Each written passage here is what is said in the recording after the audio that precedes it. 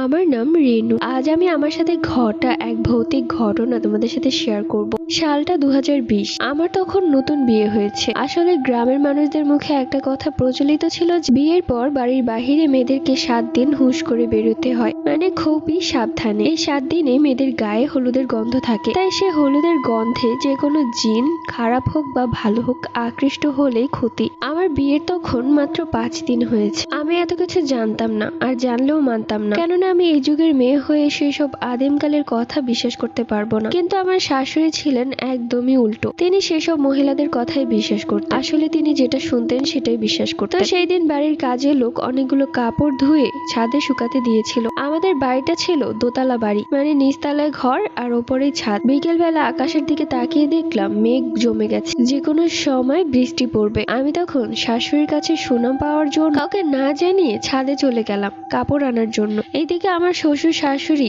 এবং যা খুবই ভালো। বিয়ে হয়েছে 5 দিন, আমাকে একটু কাজ করতে দেয় না। শুধু বিয়ের পরের দিন আমাকে দিয়ে মিষ্টি খাবার রান্না করিয়েছিল। এরপর থেকে আমাকে আর কোনো কাজ করতেই দেয় না, সব কাজ আমার যা করে। এমনিতে আমি খুব ছোট, তো তাই ও খুব আদর করতো সবাই। তো যাই হোক, আমি কাউকে না জানিয়ে ছাদে চলে যাই কাপড় আনার জন্য। আকাশের অবস্থা তখন এতটাই ভয়ঙ্কর যে পুরো বিকেল বেলায় মনে হচ্ছে রাত হয়ে গেছে। আমার কোমর পর্যন্ত চুল ছিল, চুলটা খোপা করেই গিয়েছিলাম, কিন্তু তাড়াহুড়ো করে কাপড়গুলো ওঠানোর সময় চুলটা কখন যে খুলে গেছে আমি তা খেয়াল করিনি। নতুন বউ আমি, গা থেকে হলুদের গন্ধ, শাড়ি পরা, সেই সাথে মাথার চুল খোলা। দূরের তাল গাছে বসে এক দুষ্ট জিন আমার দিকে লুলুপ দৃষ্টিতে তাকিয়েছিল। তার আমাকে প্রচন্ড ভালো লেগেছে। আমি তখন তাড়াতাড়ি করে সব কাপড়গুলো তুলে নিচে নামতে যাব, ঠিক ওই মুহূর্তে আমার মনে হলো কিছু একটা আমার গায়ে ধাক্কা খেলো। এত জোরেই ধাক্কা খেয়েছে যে, মানে কোনো বাচ্চারা দৌড়াদৌড়ি করার সময় যখন দৌড়ে এসে পা ধরে কেমন লাগে, ঠিক ওই রকমটাই লাগছিল। কিন্তু মুহূর্তের মাঝেই সবকিছু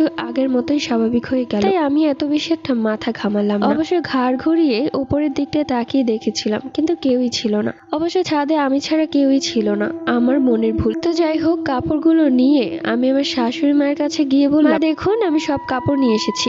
আকাশের অবস্থা ভালো না। আমার শাশুড়ি মা দেখলেন আমার চুল খোলা, সেই সাথে মাত্র বিয়ের 5 দিন আমি ছাদ থেকে আসছি। আমার শাশুড়ি মা তখন খুব রেগে গেলেন আর এক ধমক দিয়ে বললেন, তোমাকে না বলেছি এই 7 দিন অনেক সাবধানে চলতে? তুমি ছাদে গিয়েছিলে কেন? তুমি জানো না 7 দিন মেয়েদের গা থেকে হলুদের গন্ধ যায় না? তাও আবার এই অবস্থায় চুল খোলা। তুমি কি পাগল হয়ে গেছো? তুমি আমার কথা শুনবে না? আমি তখন মনে মনে ভাবলাম, যাক বাবা, ভালো করতে গিয়ে এখন দেখছি আমার নিজেরই খারাপ হয়ে গেল। আমি তখন আমার শাশুড়ি মায়ের কাছে মাফ চাই এবং আমার রুমে চলে আসি। মনটা খারাপ হয়ে গেল, একা একা মনটা ভালো লাগছে না। কিছুক্ষণ পর আমার যা হাতে করে আম নিয়ে আসলো আমার কাছে।